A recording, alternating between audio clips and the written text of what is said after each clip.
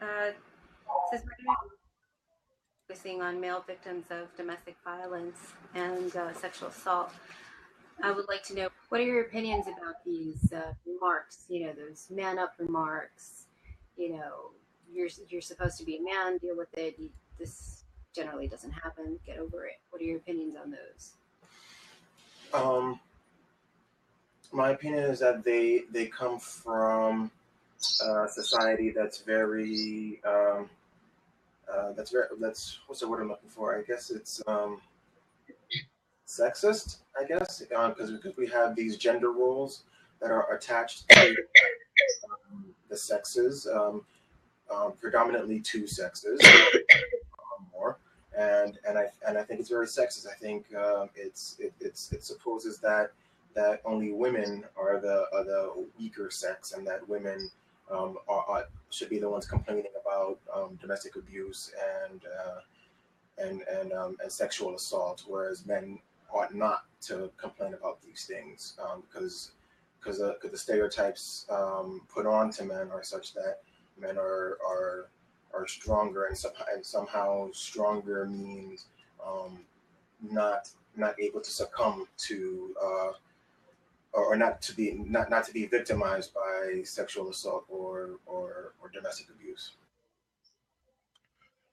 Okay, everyone. It is Dr. Vibe here, host and producer of the award-winning Dr. Vibe show. As always, I'd like to say you're blessed, highly favored, a magnet for miracle.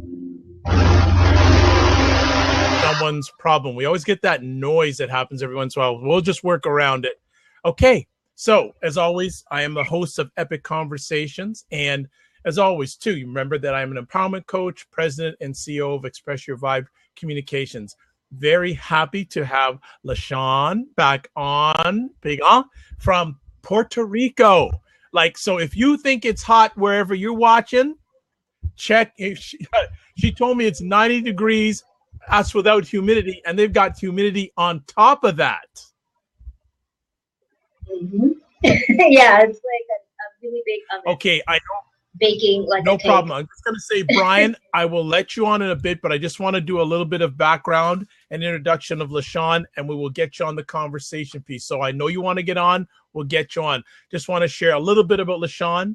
She is a writer, photographer, director, producer, and documentary filmmaker from Puerto Rico. She's established herself as a human rights violations journalist at the United Nations, publishing several articles on femicide, child soldiers, as well as articles on climate change.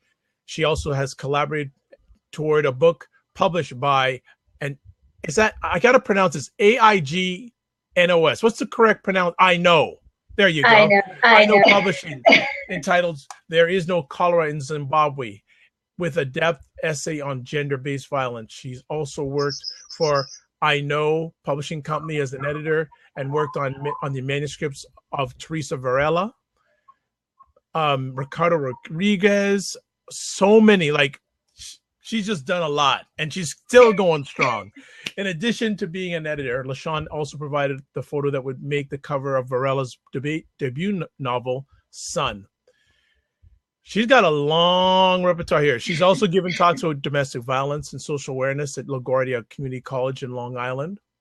She is very passionate about the human rights and the human condition. But we're going to share today about a journey she's taken in making a very important documentary, an important statement, and hopefully we're going to say it's a foundation for positive progress in this area of men who have been sexually abused. She just completed her documentary, Forced into Silence, and she said she wanted to share about it here. Yay! So, as always, we like to say, welcome to LaShawn Pagan. How are you doing? Thank you for that very warm and very detailed welcome. No problem. I got to ask before we go further too. How's your dad doing? He's doing really well. Thank you. Very important. Very important. So probably the people who are on here, Brian will get you on, and Rashim, if you want to get in, give me just a few minutes. I want to introduce the world again to LaShawn. Can you share a little background about yourself? A little background on me. Where do I start? Okay, I'm a writer, human rights activist, environmental activist. I worked as a journalist for about 6.5 years, and I made the transition into filmmaking while I was still actively working as a journalist and as an editor for, excuse me, for I Know Publishing. Journalist as a freelancer.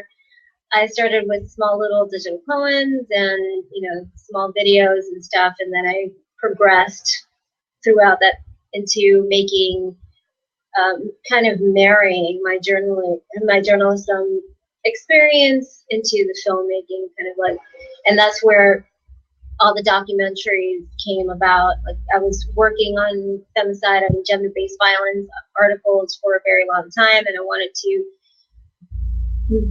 make that something bigger, and wanted to do something that not a lot of people were talking about, which was men who have been sexually abused, sexually assaulted, have been victims of domestic violence by their partners, because it's not just same-sex partners, but also hetero partners, and also men who have had the unfortunate experience of child sexual abuse, and how they have dealt with that, and how it has affected them as adults in their lives, trying to reestablish their life as a productive member of society, and the trauma that goes along with these situations.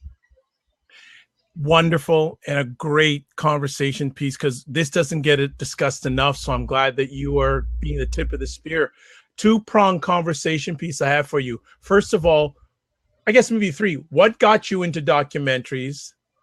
And then what got you into the social cause with documentaries? And then what got you into this topic and doing a documentary on? So I'm looking at a progression of what got you into documentaries. Why did you choose the area of passion of social justice? And then what got you to talking and filming about this area? So please share with our audience. Sure, I guess in that order, because it's relevant in that order, and it makes a lot more sense. What got me into documentaries? Documentaries, like right now, they're picking up momentum. A lot of, when I was growing up, I'm almost 40. A lot of people kind of dismissed documentaries. They didn't really pay attention because they would consider them boring. But I feel that documentaries are such a strong way to tell a story. It's real. You can't go back and rehearse a scene unless it's like reality TV, because that's clearly staged. But documentaries is real. It's raw. It's telling the story of the person itself. That person is telling their story. While there is a director like myself sitting behind the camera asking the right questions so that these people can actually tell their stories at this platform. What got me to be able to write in these stories, got me into documentaries. I think I lost you there for a second. I'll keep on going. What got me into documentaries, I guess, the whole journalism thing. I wanted to be sure to keep on with that same format and that momentum as a journalist. I forgot the last one. Are you there?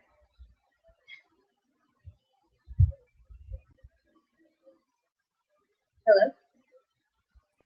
Now I am. Okay. Sorry for the technical challenge. The second conversation piece would be, why did you pick the area of social justice for documentaries? Okay, the area of social justice. I've always been interested in the human aspect of storytelling. I always wanted, ever since I was a little girl, I always wanted to know what other people were going through, and figure out how, if it was an extreme negative experience, how did they get out of it, so that other people can get out of their own negative experience, especially if it was a similar situation. And that just really, that curiosity translated into the beginning of my journalism career. I've been reporting since 2011. Yeah, since 2011, I've been reporting on domestic violence and sexual assault and abduction into workforce. I've been reporting on that. And before I even was a journalist, I used to work in the legal field. So trying to help people who have been wrongly accused or who have had other situations with the law. That's very engaging into the person's rights and what can you do to make their lives better and to help them get out of their current situation. So I guess that helped me, or that influenced me. That's the proper word. That influenced me into the social justice aspect. Okay. So before we'll get into the last part of my conversation, I'm going to open up a seat now because we're going to focus the majority of this conversation on the documentary Forced into Silence and also about male sexual abuse. So I will open up the seat now. If anyone has any comments or wants to join in the conversation, looks like Brian wants to come in already. Okay. We got questions already, so they're flying. So that's a good thing. So I'm going to let Brian on. And then there's already a question on top of that. I see a question from S. Rashim. And she's saying, what would you say are the key aspects of telling a good story? The key aspects of telling a good story is it engaging? Is it moving? And it's not only for you, but it's also like, do you think people will talk about this? Will it make a difference in other people's lives, not only your own? Because that's one of the things that you want to do as a storyteller. You want to tell incredible stories that will change how other people will view situations, educate others as well. And you're not only telling the stories of these men and women or children, if that's what you want to choose to focus on, but you want to educate them on why this is happening and really broaden their sense of awareness of all these situations. So that I think those are the few keys that I really focus on when I'm telling a story, whether it's written or visual. Thank you so much, Esrashim, for the question. If you have any more, share, and also if you want, you can jump in. Hey, Brian, what question or what comment do you have for LaShawn?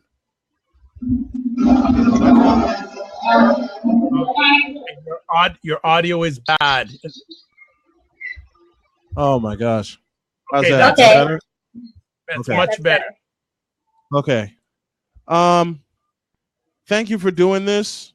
The title got me interested because I can not only identify from the outside with this title, but from the inside as I went through a very abusive relationship last year. And forced into silence would be, to many men, an understatement, because this doesn't get talked about by men a lot because of that title alone, because they're forced into silence, because not many will believe that they're going through that kind of hell. And that's, I want to thank you for coming on and for sharing your experience.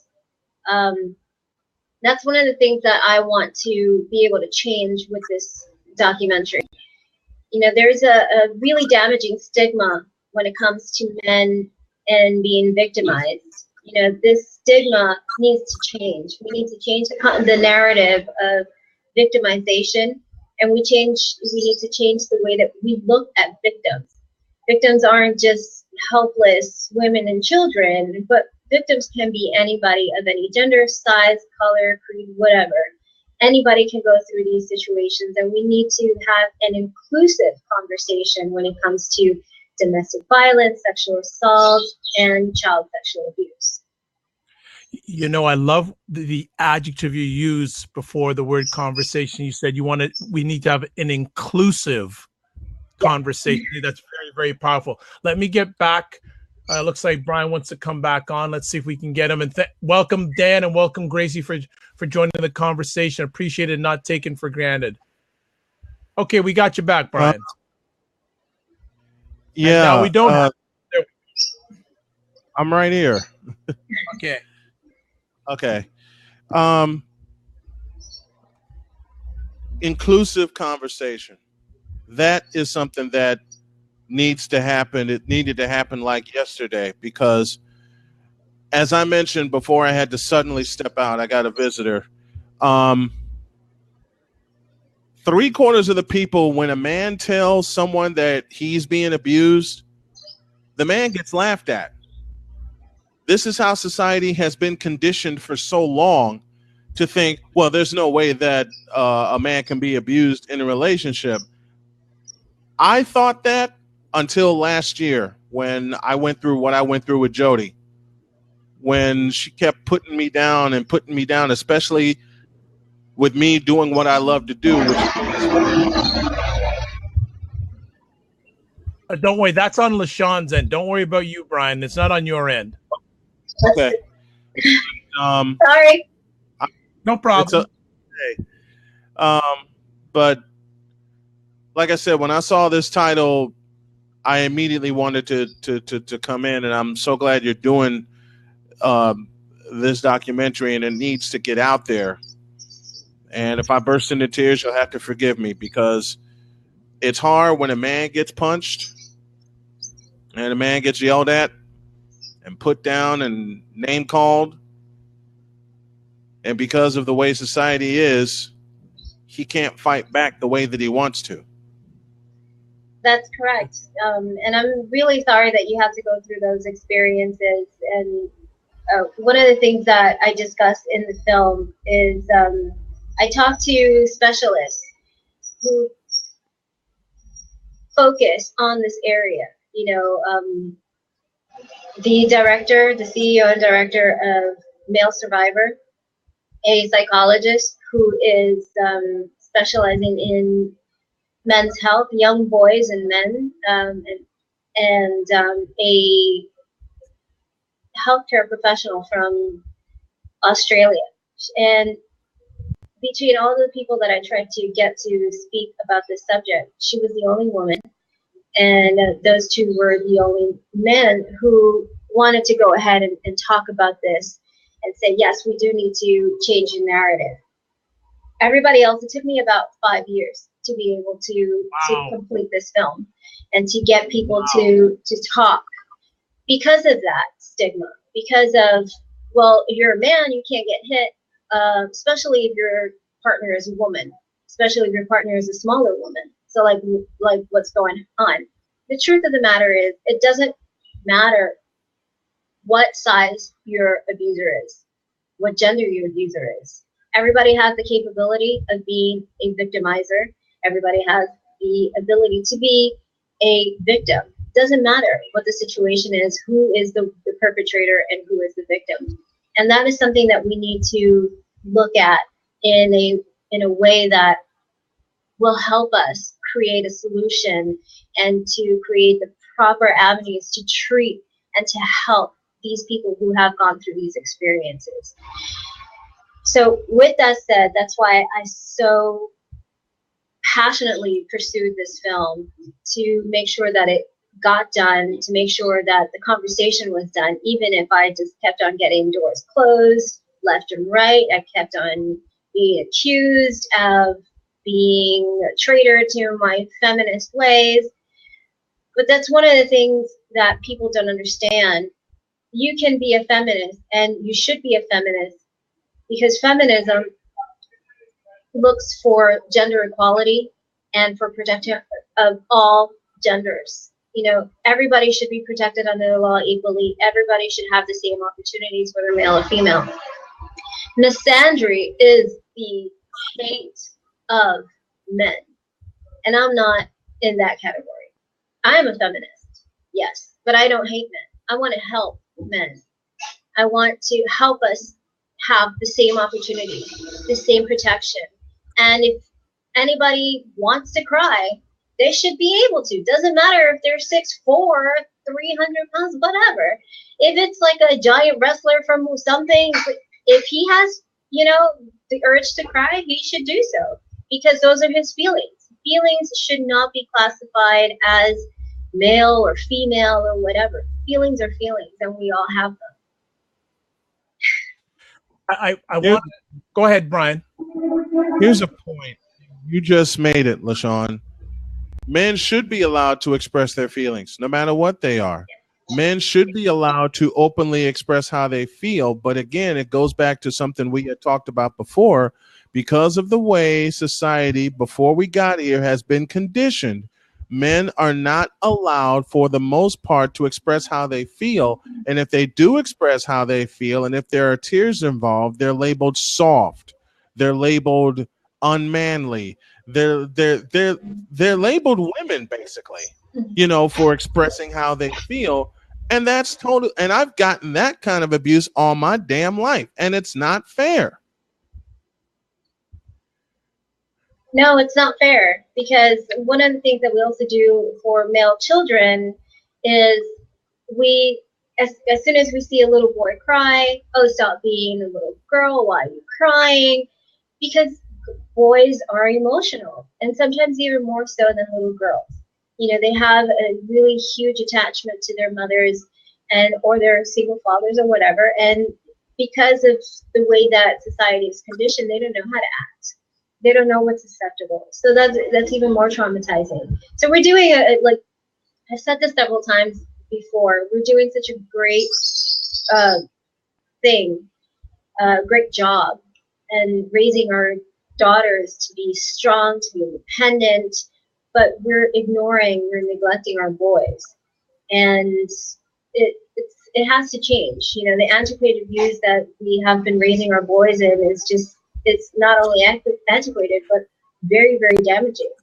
And the good thing is that the whole trans movement is helping us see boys in a different light. We're kind of like giving, you know, the newer parents, the newer generation are giving our boys a way to express themselves more freely. But it didn't, my frustration is, why does it have to come to that? You know, why did we have to wait so long? There's so many people that have struggled and have suffered from so many things. And what if it's just a boy who's not trans, he's just a boy. He has feelings and he wants to cry or whatever. He just has feelings. He's not having a good day. Let him express himself. Before we go further, I just want to give a shout out to Dan Kohlenberg and also +_1_1. Thank you so much for joining the conversation. And Dan makes a very interesting point. He says, it seems as abused men, protection of the children is a large factor, causing us to be silent. What are your thoughts on that?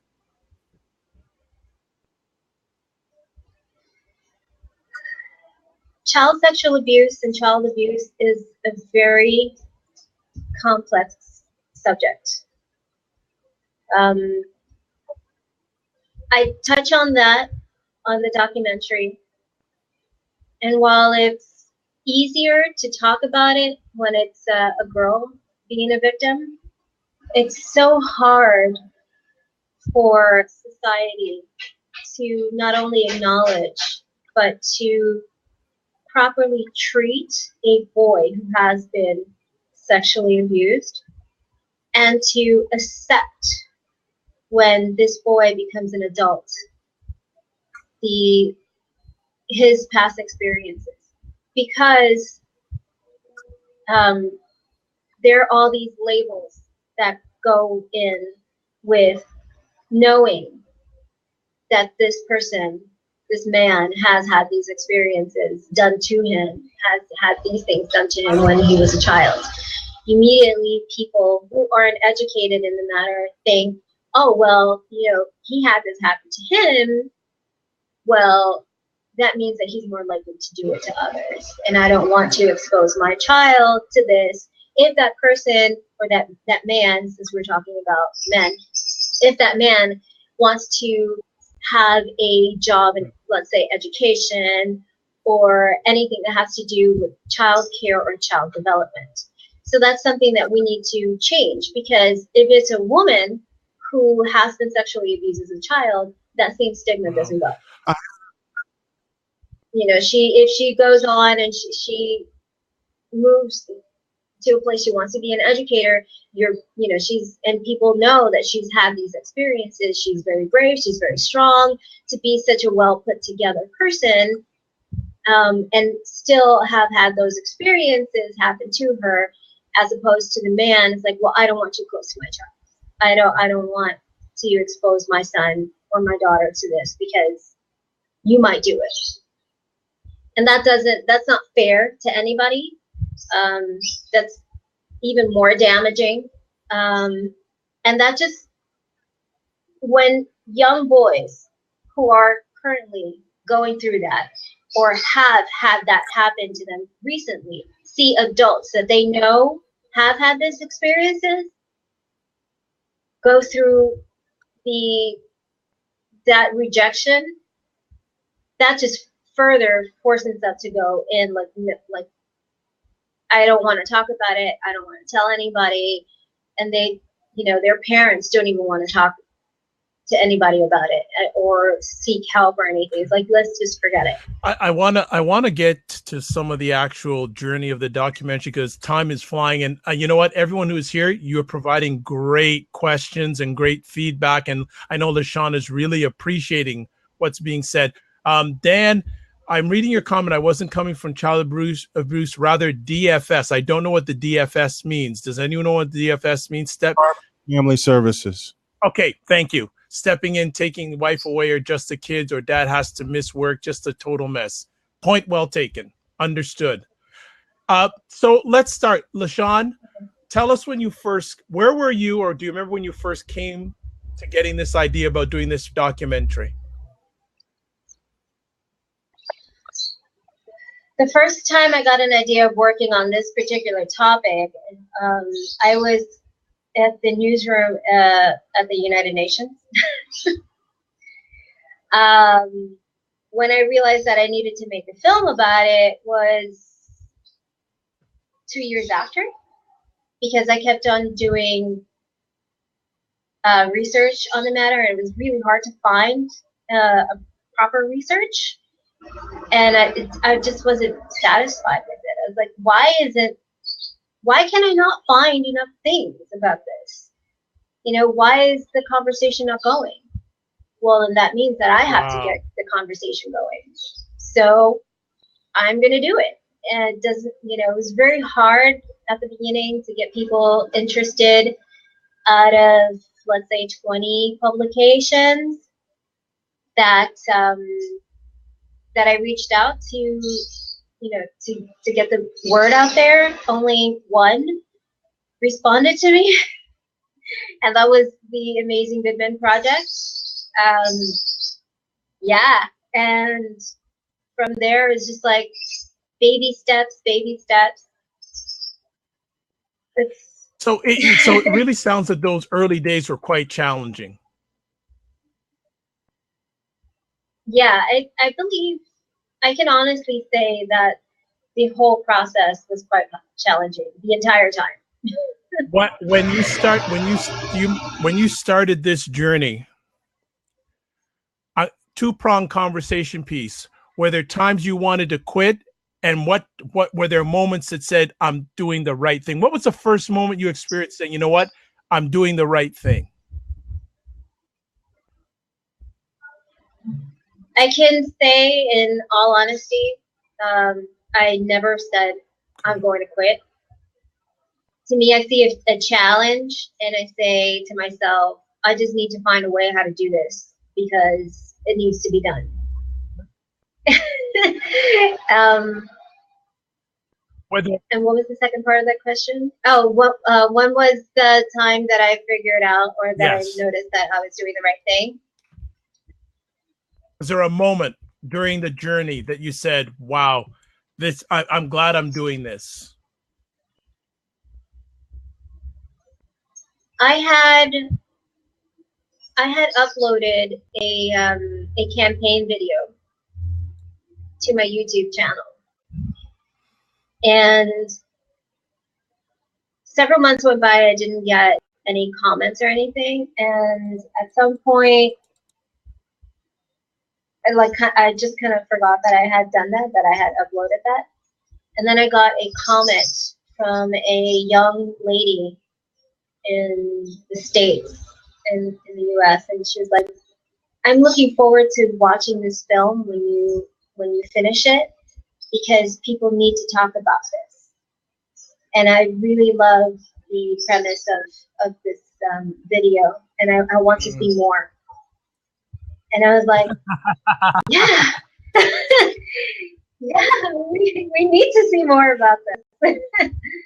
So that was kind of like a further push, as well as a realization that I wasn't. You know what I love that's wonderful about that? A lot of people think you need huge things, but that one little comment.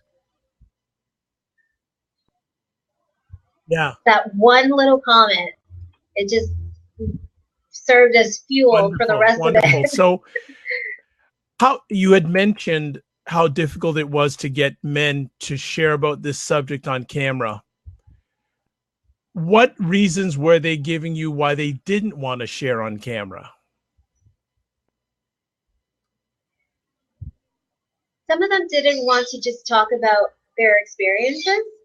They were like, well, I don't want to talk about it. And I wouldn't press them, because, of course, I want to make sure that everybody that I interview or everybody that I talk to are as comfortable as possible. And if they say, I don't want to, I'm not going to push further, because this is their trauma that I'm dealing with. You know, that's fine if you don't want to talk about it. We don't have to. I'm not going to push further, because I'm not going to make you uncomfortable.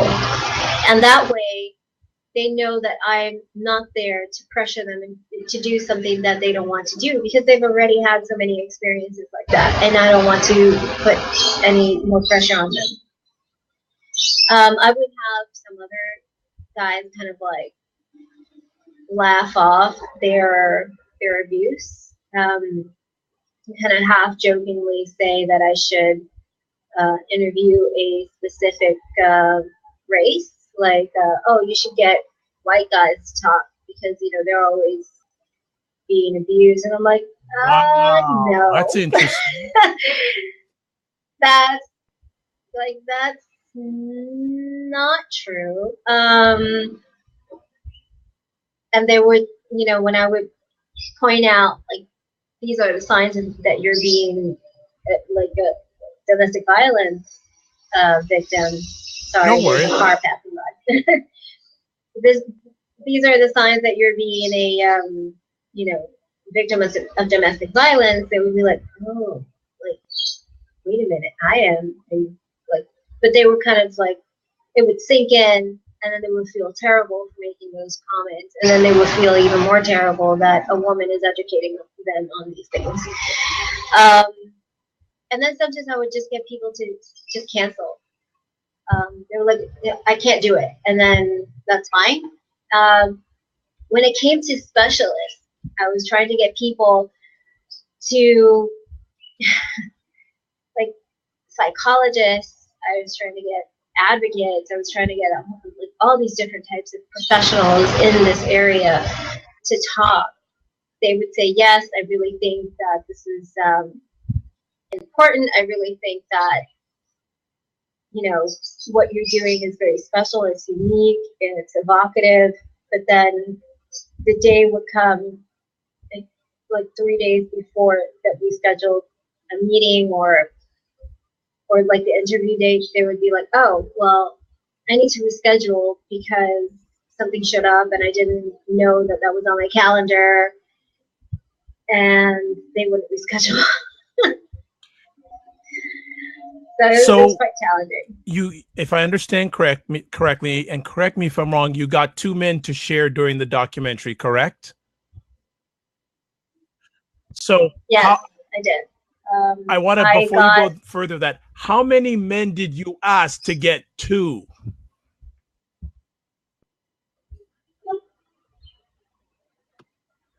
I lost count. It was a lot. Yeah, I lost count.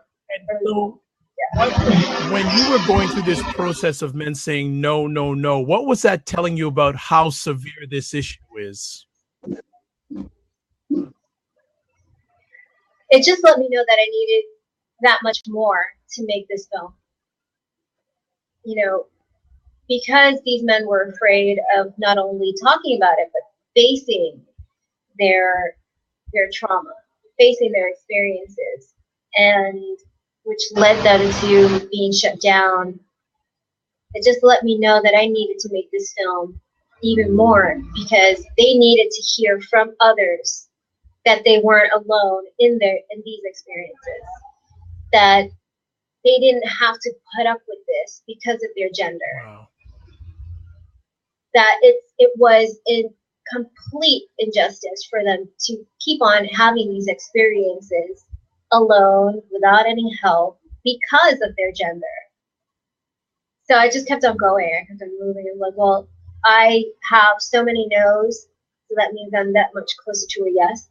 So when you got your first yes, do you remember that? Remember that moment when you got someone say, yes, I'm going to do it, and they actually did it? I was surprised. I was like, huh? I was like, really? Okay, let's do it now before you regret it. Yeah, so it was, I was like, that very same day, he said yes, and I was like, let's do this. I got my camera, let's do it now. And that's how we did it. You know, we set up. I was in his house because I went to visit his sister, who I was friends with, and who I still am friends with. And he was like, "Yeah, I can say this." And I'm like, "Oh my God, yes!" I mean, so bad that you had to go through this, but yes, we're talking. And we sat down. I did the setup and everything, and you know, and that's Mr. Levi Lewis, who we played at the beginning of the show. And then the second yes was from amazing Brian Sivo, who is also very eloquent when he's talking about his experiences and, you know, the difference between male and female when it comes to domestic violence, victimization. And funny enough, neither one of them is white. Interesting. So going back to that first, you know, to that comment of the guy saying you should interview white guys, like the two guys that I had, you know, that agreed to speak about their experiences, one is a Latino and the other one is of Haitian descent. Haitian and Dominican descent. So, and for people out there who are watching this conversation live or on repeat, if you think this is swept under the rug in North America, in the Caribbean, it's even more swept under the rug. Oh yeah. There's this whole thing of, well, if she hit him, he had something, you know, he deserved it, or you know, he did something to deserve it, or so that he can learn. It's like this whole really negative attitude. Really, it's like really bad. You know, they get it like maybe 3 or 4 times as bad than in the States when it comes to the stigma. You know, because then we have the whole machismo thing going on here, and saying out loud, I've been a victim of domestic violence or sexual assault by my spouse or by whomever, that is just not talked about. Yeah, exactly. Swept under the rug and stay under the rug. Not even under the rug. It's like burnt. Like, no, we don't want any trace of it. No problem. Do you think this may be a good time to play the audio clip? Okay, so yes, we can do that. Can you preview this audio clip that we're going to play? I know. I want you to just give the background behind this audio clip. Who's in it? I know who's in it. You know who's in it, and then I'll play it. Okay. Dr. Andrew Smiler is talking about Dr. Andrew Smiler, he is a psychologist and an author, and he works with young men, boys and young men, about shaping them to be productive members, and whether they experience trauma or not, and if it's okay, not if it's okay, that it's okay to have, an affectionate relationship with your friends, just like very much girls do, that they hug each other and stuff. It's okay to hug your guy friend. And he's very he's talking about what means to be a man and how it affects. I think that's what this clip is about. Let's let it roll. So I'm crossing my fingers it's going to happen. So here we go, folks.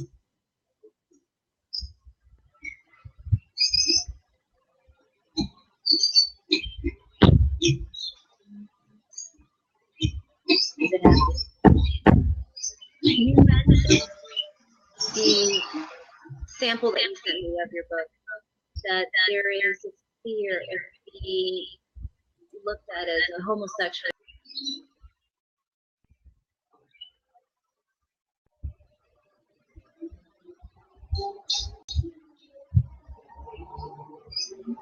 Oh, the audio cut off.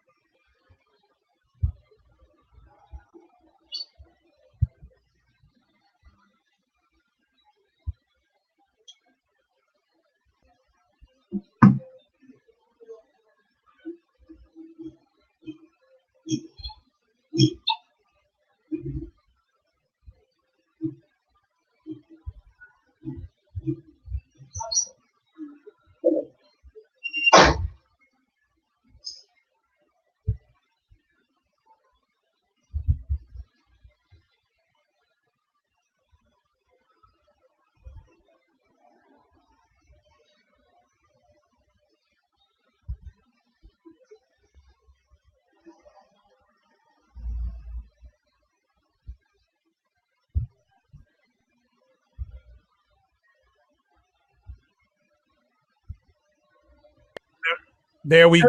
We are back, and thanks. Okay. And my apologies, I couldn't get the video part of it on, but I at least wanted to get the audio in. So I hope everyone heard Andrew's comments. In regards to what Andrew said, how does it relate to the documentary?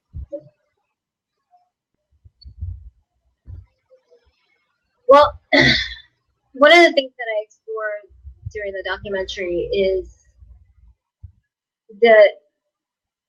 one of the reasons why men tend to there's so many reasons why men don't talk about these experiences. And the reason why, this particular reason was, they don't report sexual assault, especially if it comes from a male perpetrator, because they're afraid that they're going to be seen now as gay. When there's so many aspects to rape that doesn't have to do with sexual orientation. Most of the time, rape happens because it's a display of dominance. But when it comes to men being raped, especially by another man, they don't see it that way. They're like, oh, well, you must be gay, when he's not. So it plays a lot with, or you must be a weaker man because this happened to you. And it just plays into that whole antiquated stigma that we were talking about previously. And I wanted to touch on that subject. One of the things, pardon me, I have a pet pig, and she's trying to get into Pigs my on the office. blob. Pigs on the blob.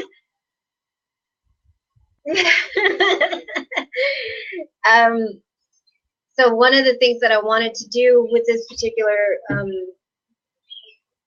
documentary was not only start the conversation, but to keep it going and make this documentary an introduction to a docu-series, where I get to talk to more people, get to talk to not only more people as professionals that deal with these problems and try to help men overcome these situations, but also talk to, or able, if I can, talk to men who have gone through these certain situations and have sort of made it through or are making it through, and have them talk about their experiences, their feelings, which is really important. You know, it's really important to talk about the feelings, because feelings are so influential on what we do.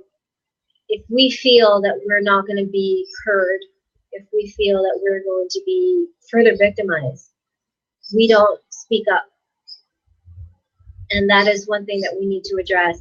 And that's, hopefully I'll be able to go further into this particular topic with a extended docu-series on it. Do you remember the moment that when you finally finished the documentary, and what was that like? 5 years of journey. Do you remember the moment when you finished the documentary?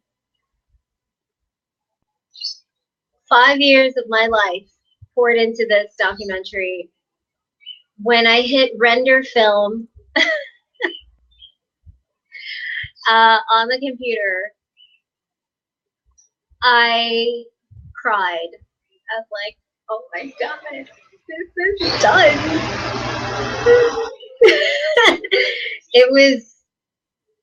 I felt happy, I felt sad, I felt a sense of completion, and I felt so many things. But I wanted to make sure that it was real, so I kept on watching the film over and over again. Like, is this real? Like, this is real, right? I finally finished it. And I might add, I finished this film with no funding. I made this film entirely on my own money, which isn't a lot, and the people that I got into, the specialists, the professionals that I got to interview on this film, I interviewed them through Google Hangouts. Because I had no money to be able to travel to where they were, I was like, I'm going to make technology work for me. I'm not going to stop the fact that I don't have any money from, stopping me from making this film. So I just went ahead and I did it. I was like, I need to do this, and it needs to get done, and it needs to get done now. So Google Hangouts taking to the rescue. technology and using it for your positive benefit. I love it. Let me ask, as time is beginning to wind down here, share with us the experiences from where you were watching of the two men that shared their story. What was, and I don't want to give away too much, but from your vantage point, what did you feel and see about their experience sharing their story with you?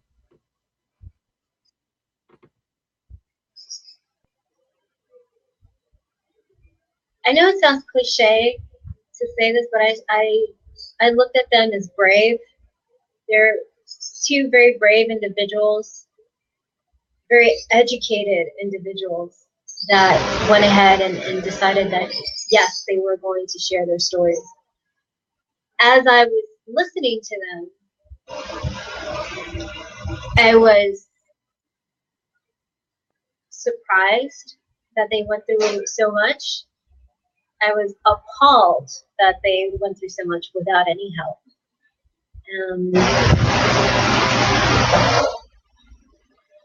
And I wanted more people.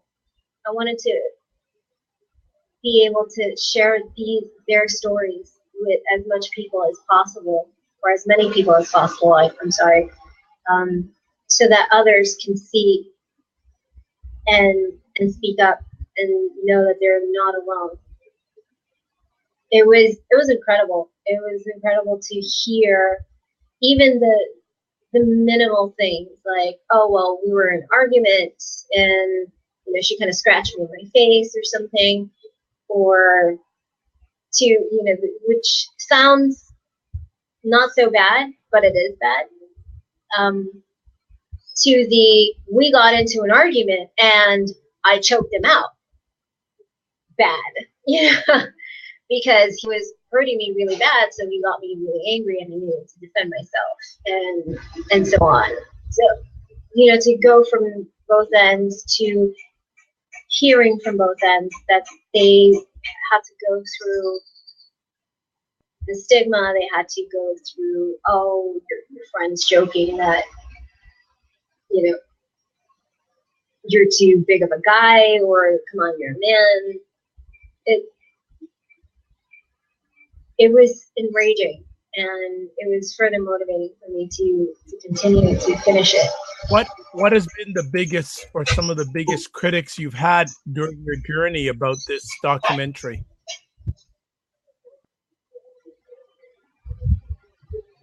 I mentioned it before in this lab that I had been accused of betraying my feminist point of views, for focusing so much on men. Challenges of not, people don't want to hear men talk Pain. about Or pain, or being vulnerable. Yeah. Yeah. Yeah. So for me to present this to people, to producers, financiers, anybody, and say, this is what I've been working on right now, it was very challenging. You know, people are like, well, you know, it's very hard for us to sell a documentary. And it's just because of this particular important topic. Because nobody, not nobody, because I do, not a lot of people want to talk about men being vulnerable. Boys and men being vulnerable. But guess what? Vulnerability is an aspect of humanity. And men are part of humanity. They're the other half, you know? So if we're doing such a great job in addressing the vulnerability of women, we cannot ignore the vulnerability of men, because they're people as well. And if we're going to go ahead and talk about the patriarchy and stuff like that, we're changing that. So why not take a look at this conversation and take a look at how we're viewing victimization and change that as well. So that goes into, well, you're not being a woman properly, as if being a woman means that you have to hate on men or something. So as we're winding down in our conversation, so where is the documentary standing right now? It's finished, it's complete. What's the next step for you? It's finished, it's complete. Right now it's being sent to film festivals. It was just submitted a few months ago to the Warsaw Film Festival in Poland. The next couple of months, my apologies, there's some type of construction going on. The next couple of months, we'll see more submissions, and hopefully to film festivals, and hopefully by next summer, it will be released. And I'm searching for a platform to release it, whether it be online streaming or have a limited theater release. So, which will also be on my own accord. Wow. So are you still optimistic of getting funding? I am still optimistic on somebody reaching out to me and saying, hey, I would like to help you distribute this film. Because that would be great. And when it comes to the docuseries, I pitched the docuseries to Skype, because Skype is looking for content to stream on their platform or some platform that they're working with. So I pitched the docuseries to them to follow with to further explore the topics presented in this first film, which is 72 minutes long. Well, and Ricardo McCrae makes a very interesting comment. Male vulnerability is the next step in the movement for equality and justice. And I know that you agree with that. Yes. Excellent. Yes, it is. As we're coming to the end of our conversation, but I know you will be back. Any words you'd like to share with, first of all, any people who know men that have experienced this or are still experiencing this, and then any men who have or are experiencing this?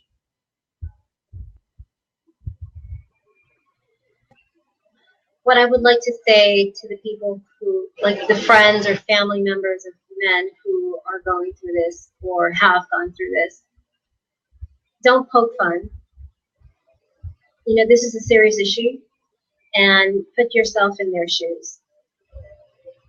This is something that nobody should ever go through. Nobody should ever go through domestic violence, victimization. Nobody should ever go through sexual assault. And nobody should ever go through child sexual abuse. Listen to them. You know, be non-judgmental when you're listening to them, and just open your heart, because once you show that you are truly and honestly able to listen to them, they'll tell you everything. They'll tell you everything they've gone through and how long they went through it and who was even the perpetrator, if they remember that. To the men who are going through this or have gone through it, you're not alone. There are resources out there for you, and you don't have to go through this alone. It's okay for you to feel angry, because these are natural feelings. It's okay for you to feel hurt. It's okay for you to want to cry. It's okay for you to not want to get out of bed sometimes. That's fine, because these are normal feelings that come from these experiences. Just know that you're not alone, that there's so many other people, so many other men who have gone through this. And there are places that you can go to talk. And maybe, hopefully, somebody that you love is listening to this and say, hey, I'm here for you, and will genuinely be supportive of you and help you find a way out of it. I just want to ask, you were saying there are resources out there. What resources do you know off the top of your head that men can, or those who love them who are going through this situation, can approach? The resources, malesurvivor.org is an incredible resource, platform to seek not only help for the people who have gone through this, but also the people who love them and support them. RAINN, RAINN, is incredible as well. I'm not sure of the places in Canada that they can, but those are the two major ones that, 1in6.org and nomore.org. Can I just ask for you, can you type those into the chat if possible? So people who are watching this on the replay, click on the link or any of the resources so they can get something immediately. I'd be really appreciative. And while she's doing that, if +1 or Sam, if you have any comments before we end the live conversation, you're more than welcome, whether you want to call in or type in anything. There we go. Those are the resources that LaShawn has been so kind to share with us. All of them are strong organizations. I actually, about 2 years ago, had the founder of malesurvivor.org on a Google Hangout, which I hosted for the Good Men Project. And in fact, you know what? You've given me a reason to reach out to have him on this platform. Yes, and he's a huge part of the film, Christopher Anderson. Yes, he is a huge part of this documentary. You can talk to him about that. And I was trying to organize a private screening for the film, and I asked him to be a speaker on that event, and he agreed to. So I'm sure that he's more than willing to speak to you about this. And I'm available to hop on in if you would like to do I'd love to get a both double. of you on together to further carry on this important conversation. That'd be fantastic. Well, we're coming a little bit past the top of the hour, and I know you got to look after Dad, so I don't want to take away time from your wonderful father. And God willing, one day I'll either see him or meet him. That would be a very, very emotional moment for me. If people want to get in touch with you, how can they do that? I have a website. You can go in, and I do. I post a lot of photography and a lot of motivational and behind the scenes articles. When I'm, my website link, I just sent it to you. They can follow me on Twitter.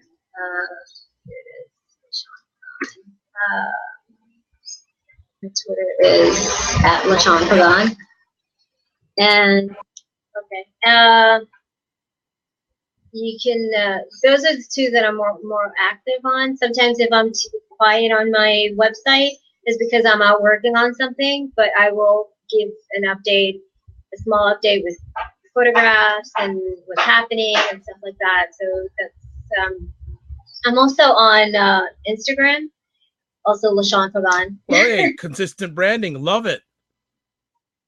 Well, I am going to right now see if I can follow you on Instagram. So join the movement, join the tribe, LaShawn's tribe on Instagram. So for everyone here, thank you so much for being part of the conversation. Just excuse me for a minute because I want to keep my promise to LaShawn. So I want to make sure I can finish. We can finish this conversation with me actually following her on Instagram. Okay. No, my apologies. You know what? We don't get good, we get done. Okay, how come I can't? Well, I'll find you when we get offline here. All right. It is Dr. Vibe here, host and producer of yes, Thank there you go. That is why it's such a blessing doing these conversations. I really am so indebted and thankful to my audience that they're there to help people. So +1, much appreciated. Sam, much appreciated. Everyone who jumped on for the conversation. Brian at the beginning. Actually, Brian would like you on his show. So okay. Yeah, he said I'll send you his email address, and be interested coming on his platform. It is Dr. Vibe here, as I said, host and producer of the award-winning Dr. Vibe show, aka host of Epic Conversations, and we just had another one. I'm also the owner and CEO of Express Your Vibe Coaching and Communications. If you want to touch base with me, my email address is dr.vibe at the.drvibeshow.com. Twitter is right there. I'm on Instagram, The Dr. Vibe Show. I'm, believe it or not, doing entries again on Google Plus, believe it or not. So you can catch me on Google Plus, The Dr. Vibe Show. And also doing some stories using Instagram stories a little bit now too. So yes, I'm trying to keep up to you, filmmaker. So, and one other thing that I had mentioned a little bit through the chat today, I had a number of people a lot of people saying, we don't know when you're on. We don't know. Hey, Glow, we don't know when you're on. We don't know when you're on. So what I have done is I've got a link here at, hey, how you doing? That you can click on, and it will give you the upcoming shows that I'm on and the link and the title. So you don't have to worry about notifications. If you click on this link and you bookmark it, you can go to it anytime. It will tell you what I'm up to. And also there's 2 other tabs. One tab with upcoming show conversations that haven't been booked yet. And there's another tab for you as the audience to say, what conversations would you like Dr. Vibe to host? So I'm gonna give this link out right now to keep in updated. Next. Hey, Glow, what is up? How is Keon, by the way? And actually, Glow, if you want to come in quick, I know we were talking about men who are sexually abused. Do you have any questions for LaShawn? But yep, I knew she'd come on. Beautiful. Can you afford a few more minutes, LaShawn? Sure. Excellent. This is a wonderful lady, also residing in Toronto, and I know she would have some wonderful things to share about this subject. Hey, Glow, what's up? Hey, everybody. Hey, thanks for dropping by. Appreciate it. No problem. Keon just went. I'm only doing a last bit of this conversation and trying to figure out what it was about. What LaShawn is based in Puerto Rico. Okay. And she has just finished doing a 5-year journey doing a documentary about men who are sexually abused. Gotcha. And she went through, believe it or not, hundreds of men, and actually got 2 men to actually speak on her documentary. One was of Puerto Rican background, and the other gentleman was what background, LaShawn? Haitian and Dominican. Yeah. So, well, let me just take a moment to correct you a little bit. It's men who have been victims of domestic violence, sexual assault, and child sexual Got it. So you might have covered this, but the one thing I always wonder when it comes to this is, as a woman, how do we support men who've experienced that? Or if we suspect something like that, what have the men been telling you that they need from us?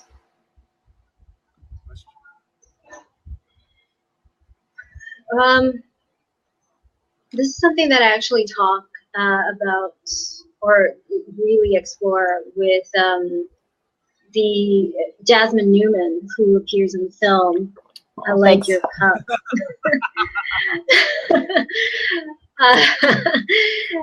Jasmine Newman, who appears on the film, she's a mental health professional and a relationship coach from Australia. And, you know, as women, both of us, in specializing in this particular topic, one of the things that I constantly hear and that men need, not only from us women, but from anyone in general, is they need to feel that they can be heard, that they can be understood without any judgment, you know. So that's one thing that we as women can do, and not dismiss their problems because of their gender. I wonder, so for me, like as a takeaway, because I've encountered men who've had these domestic abuse has been easier to bridge and be compassionate about and empathetic, but I know just based on all the gender roles and all the sort of the oppressive notions men have to live with, when it comes to sexual abuse, there's a whole lot more shame. In fact, my ex had that, and we could not talk about it in our 8-year relationship. So I always wondered, have you encountered a line, or have you spoken to a man or seen a scenario where there's a way we can ask a question, or a way that we can, like a specific question or specific something that tends to reassure a man? Because it's different for women. We're so much more conversational about these things. Yeah, well, one of the things that, you know, I also had a previous relationship where my partner, my former boyfriend, was sexually abused. And one of the things that was difficult for him to talk about was because he didn't want me to view him as less of a man. So once I let him know, and he really truly believed and was comfortable with the fact that I didn't care about these experiences. Like, yes, it was horrible, but it didn't influence my opinion on who he was as a man and his capability towards being a man. You know, like, you know, coming back to the machismo that Dr. Vibe and I were discussing before, being a Trinidad, he was from Trinidad, and very, very heavy machismo culture there. to have that experience is, well, you must be gay in some way, right? Because you had this as done to you as a child. So that has to influence your sexual orientation. But it's not true. You know, when I told him, I don't think that it does, because it And doesn't. I mean, the assumption is that this was a know, man and for him sexually abusing a boy. Yeah, well, well, it was a grown man who did this to him. For him to really Gotcha. know that I was being honest, and for me to not further, to give him that space for him to navigate on his own and to feel comfortable addressing this issue and really talking to me about it. That was very important. So, and that's the way that I approach trying to talk to these men who have been going through these experiences. That you don't push it, because if you push them into doing something and they're not entirely comfortable with it, that is just really bringing back those feelings of going through something that they're not comfortable with, or something that they don't want to do. So one of the things that we as people and as women, or as women who love men who have gone through this, we need to be open completely with them. We need to have them feel our honesty when it comes to them revealing and talking to us about these experiences that they had. One of the things that victims or former victims do when they talk about their experiences is they only talk to people that they know won't judge them, that they feel incredibly comfortable with. And unfortunately, it's not always their partner. It's not something that you did or you didn't do. It's just a feeling. And then when you have them feel that way, feel that comfort, feel that love, regardless of their experience, they will talk about it. They will tell you everything. Right. So I'm feeling, and this may sound very I'm feeling that in this way, from your experience, you know way more about this, obviously done in-depth research and documentation. It's similar in how we deal with any victim. I just wondered if there were some nuances that you had noticed when it came to men, just because of what men deal with being men in the world, that there was a way to talk about it. But to me, I'm hearing that it's really just about humanity, and it's treating. Yeah. I don't know. Yeah, it's very much like you're talking to a victim regardless of their gender. But the only thing is that with men, is very difficult because they have to face the stigma. So that's why they're so often very introverted when it comes to talking about it. They're more reserved. So you have to be so then let me just more patient. I would love to know then, stigma wise, is I guess what I'm taking, one of the things I'm taking out of what you're sharing is what women deal with when they're sexually assaulted, in particular, when they have sexual abuse, is that what did you do to provoke it? Men deal with you must be gay. Is that one of the things that you go to my website, check it out, that happens for men? I'm spending a lot of time. Yeah, they deal with, if the perpetrator is a male, then you must give off a vibe of being gay, or you're weak, or something like that. Or if the perpetrator of the sexual assault, whether they're children or even adult, is a woman, it's even more dismissed, because they're like, well, you just got laid. Like, why are you complaining? Like, it's this whole really imbalance when it comes, especially if it's sexual assault or rape of a man by a woman.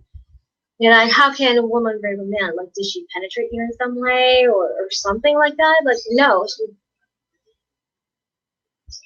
But to say, well, I'm sorry that this happened to you, and what can I do to help? These are really important things to say, and to mean it, like to really, really mean it, and be very honest about that. That's also very important. In giving and offering help to these men who have gone through these experiences.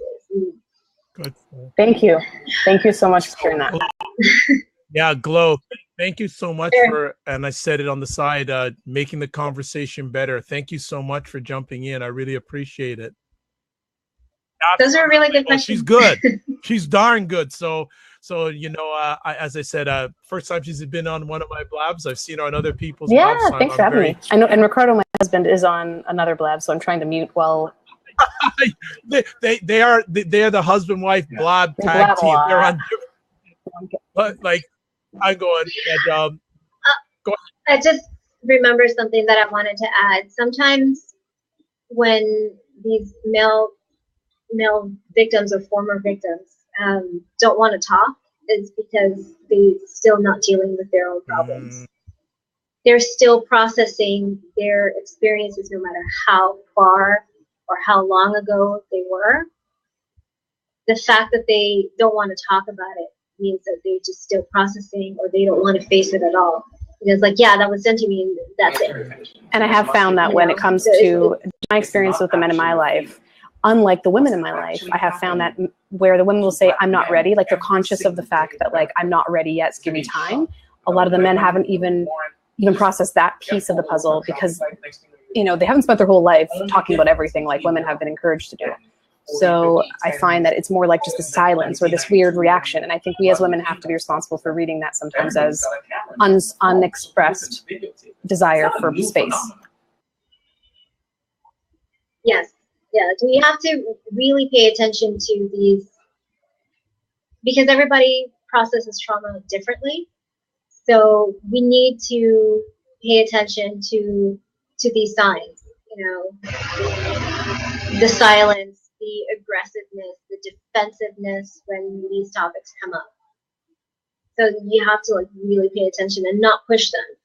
I know a lot of people's like, why don't you want to talk about it? Well, it was so long ago. Why don't you just get over it? You can't get over something. Worst thing you can ever request of anyone, no matter what trauma, is, you know, even insinuate or suggest that it's time to get over it, or that it should. It's not. That isn't it. That never happens. I think, should it be? Maybe it's time to change the story. Maybe it's time to heal differently. Maybe it's time to seek different support. Yeah, but you never. It's never time to get over it, because it's a formative event. It's imprinted in us.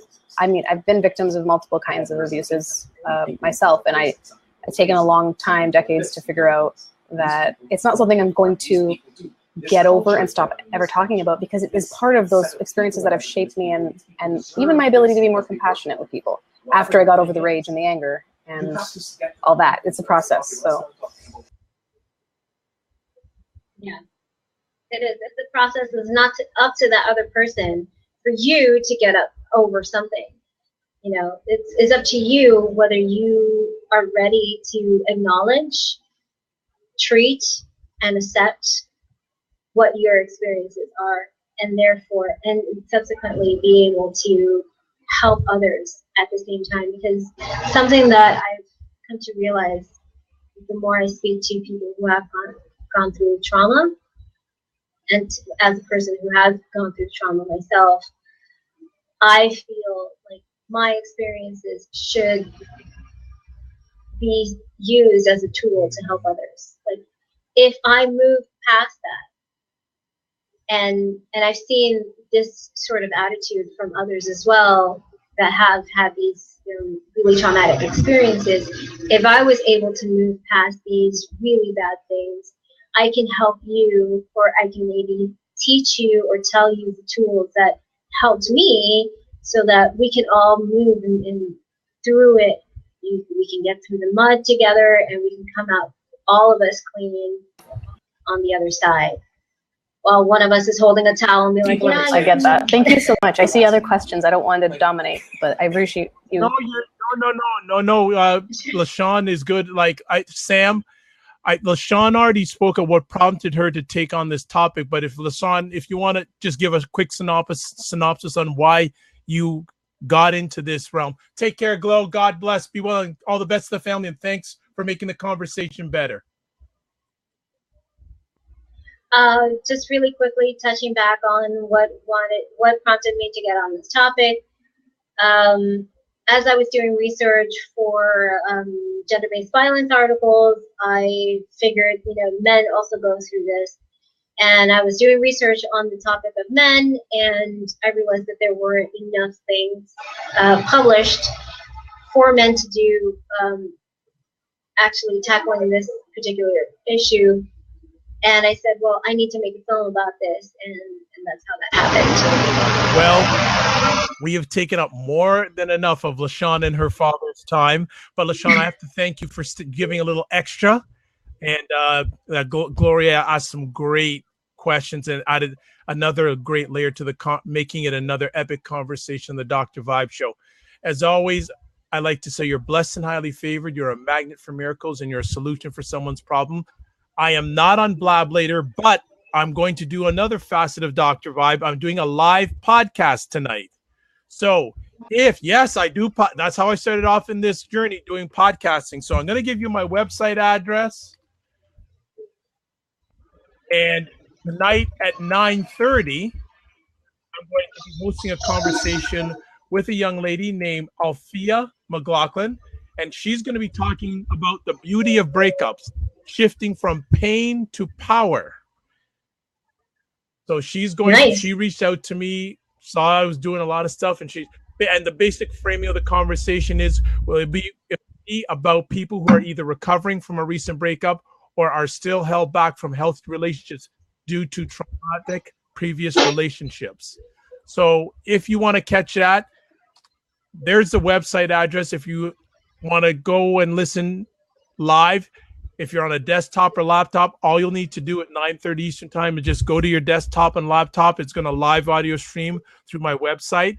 If you're on a tablet or a smartphone, you would go to my website, then go to the bottom of the page and you click to play, and you'll be able to listen to it live. So LaShawn's got to go hang out with her dad, a gentleman that I want to meet one day. I got to go put some stuff on the barbecue. I don't really think I need to because it's 90 degrees outside, but I like to thank everyone who made the conversation better, from +1. MC Will, I see you just dropped in. Thank you so much. I also, Dan, Brian earlier on, thank you so much. And we will be continuing this conversation because I'm going to get LaShawn and Christopher from Male Survivor on together, and that they will rock the house with this. They will rock the house to this. So as always, you're blessed and highly favored. You're a magnet for miracles and your solution for someone's problem. God bless. Peace be well. Keep the faith. And as they say where I come from, walk good.